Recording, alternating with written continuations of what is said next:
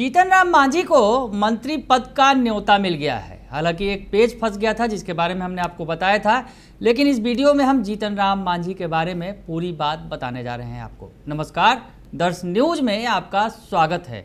मैं हूं अनुराग। बिहार के पूर्व मुख्यमंत्री जीतन राम मांझी अब केंद्र में मंत्री बन रहे हैं। हालांकि ताज़ा बात बता दें आपको, ताज़ा जो तस्वीर आई थी जो हमने आपको दिखाया था कि जीतन राम मांझी को न्योता आया। बिहार के अगर नेताओं की बात करें तो सबसे पहले जीतन राम मांझी के पास ही फ़ोन आया, जीतन राम मांझी का नाम कन्फर्म हो गया। लेकिन जीतन राम मांझी गुस्से में दिखे उसके बाद और अमित शाह के पास पहुँचे जहाँ जेपी नड्डा भी थे। दोनों से मुलाकात की।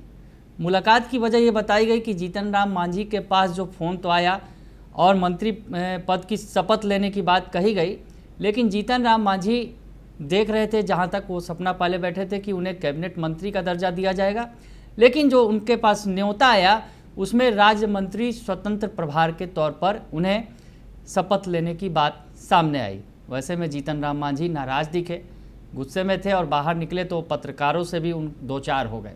पत्रकारों से अगर यूँ कहें कि उन्होंने अपशब्दों का भी इस्तेमाल किया पत्रकारों के सामने। जीतन राम मांझी हालांकि गए और बात हो गई और उसके बाद जीतन राम मांझी ने ट्वीट किया और कहा कि मैं चाय पार्टी में जा रहा हूँ।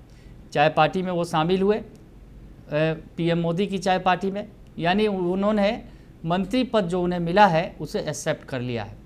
अब ये देखना दिलचस्प होगा जब शपथ ग्रहण समारोह होगा तो जीतन राम मांझी किस क्रम में शपथ लेते हैं, कैबिनेट मंत्री के तौर पर या राज्य मंत्री स्वतंत्र प्रभार के तौर पर। ये अभी खुलासा नहीं हुआ, ये सामने नहीं आया है। लेकिन जीतन राम मांझी जो बिहार में एक बड़ा फैक्टर बन गए अचानक, उन्होंने जो अब वो केंद्र में मंत्री बनने जा रहे हैं।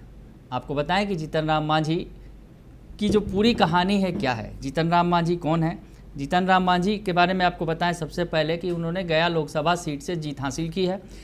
जीतन राम मांझी जो गया के महाकार से आते हैं, महाकार जो गाँव है वहाँ से आते हैं और उन्होंने आरजेडी के कुमार सर्वजीत को 1,01,818 वोटों के अंतर से हराया है। उन्हें कुल 4,94,960 वोट मिले और दूसरे नंबर पर रहे जो आरजेडी के कुमार सर्वजीत, उन्हें 3,93,148 वोट मिले। और जीतन राम मांझी बिहार के मुख्यमंत्री रहे हैं तो ऐसे में एक बड़ा चेहरा रहे हैं बिहार का, ये समझा जा सकता है। लेकिन उन्हें बिहार का मुख्यमंत्री बनाया गया और किन परिस्थितियों में फिर उन्हें इस्तीफा देना पड़ा, ये कहानी भी बड़ी दिलचस्प है। सबसे पहले आपको बताएं कि जीतन राम मांझी जब नीतीश कुमार ने पद छोड़ा था तब वो मुख्यमंत्री बनाए गए थे। नीतीश कुमार जो लंबे अरसे से अगर कहा जाए बिहार में लगातार 2005 से मुख्यमंत्री बने हुए हैं, लेकिन बीच में एक शख्स जो मुख्यमंत्री बना वो जीतन राम मांझी थे। लगभग 10 महीने तक बिहार में मुख्यमंत्री रहे और इसी दौरान जो है नीतीश कुमार जो इतना लंबा उनका जो सियासी सफ़र चल रहा है मुख्यमंत्री के तौर पर, तो बीच में जीतन राम मांझी ही वो शख्स हैं जो नीतीश की जगह मुख्यमंत्री बने और नीतीश कुमार ने ही उन्हें मुख्यमंत्री बनवाया। ये बात सभी जानते हैं।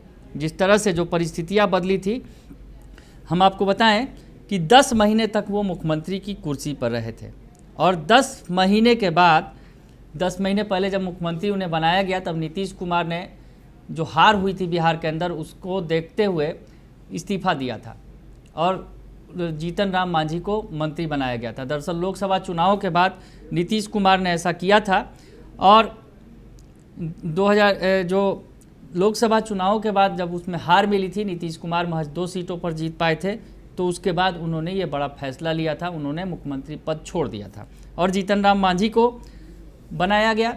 10 महीने मुख्यमंत्री रहने के बाद जब नीतीश कुमार पर दबाव बनने लगा कि वो मुख्यमंत्री फिर से बने, तो उन्होंने जीतन राम मांझी को मुख्यमंत्री पद छोड़ने को कहा, लेकिन जीतन राम मांझी ने मना कर दिया। जीतन राम मांझी ने मुख्यमंत्री पद नहीं छोड़ा, वो मुख्यमंत्री पद छोड़ने के लिए तैयार नहीं हुए।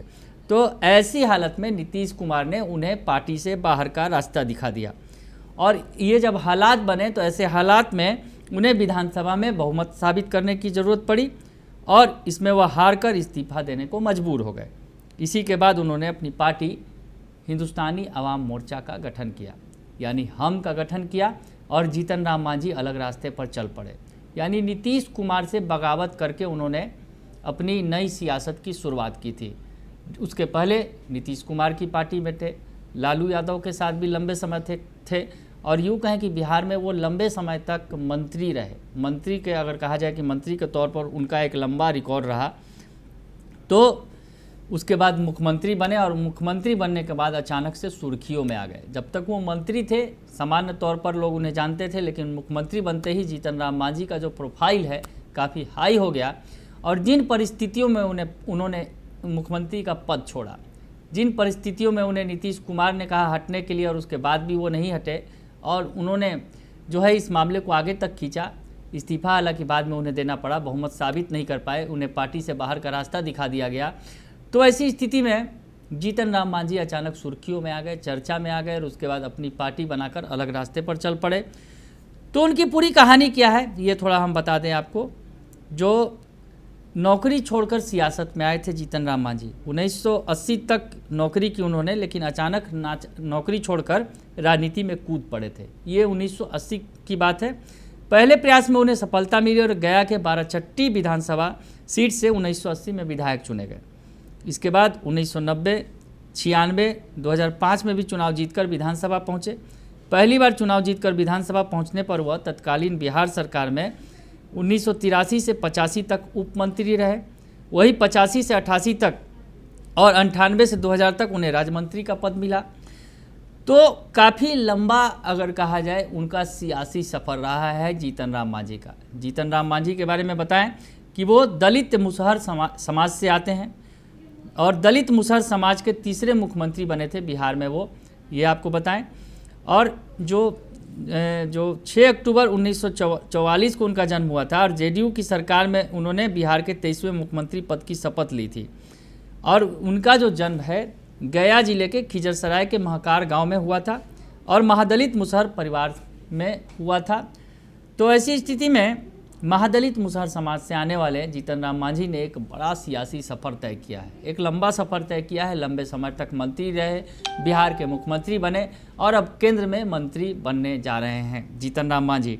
जीतन राम मांझी के बारे में और कुछ बता दें। जिस तरह से जीतन राम मांझी ने जब उन्हें मंत्री पद के लिए जब ऑफर मिल गया था कि वो मंत्री बनेंगे, ये तय हो गया था, तो उसमें जीतन राम मांझी का एक बयान है, वो भी काफ़ी चर्चा में रहा। जीतन राम मांझी ने कहा कि हम छोटी पार्टी हैं लेकिन संकल्प के धनी हैं। जीतन राम मांझी ने कहा कि पीएम मोदी ने संकल्प व्यक्त किया है कि हम हर हालत में 2024 से 2029 के बीच भारत की आर्थिक व्यवस्था को संसार में तीसरे पायदान पर लेकर आएंगे। हमने भी उनसे कहा कि भाई हम छोटी पार्टी हैं, ये अलग बात है, लेकिन हम लोग संकल्प के धनी हैं। हम उस परिवार से आए हैं जिसने भूखे प्यासे रहकर साधन विहीन होकर 22 बरस 6 महीने में पहाड़ खोद डाला था। उसी निश्चय वाले पर्वत पुरुष दशरथ मांझी के खानदान के हैं।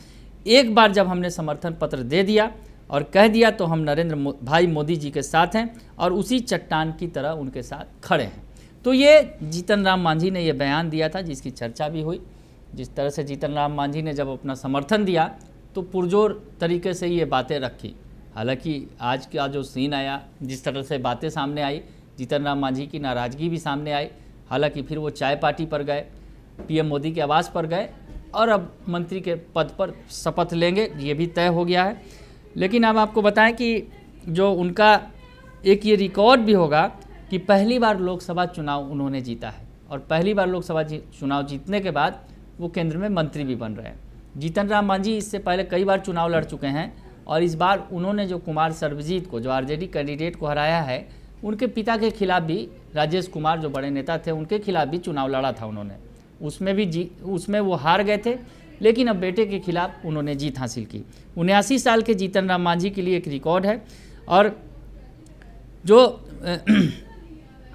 जिस तरह से बताएं कि वो 20 मई 2014 से 20 फरवरी 2015 तक बिहार के मुख्यमंत्री रहे, यानी 10 महीनों का जो उनका मुख्यमंत्री का सफ़र था, उसके बाद वो सुर्खियों में आ गए, बिहार की सियासत के केंद्र बिंदु में आ गए।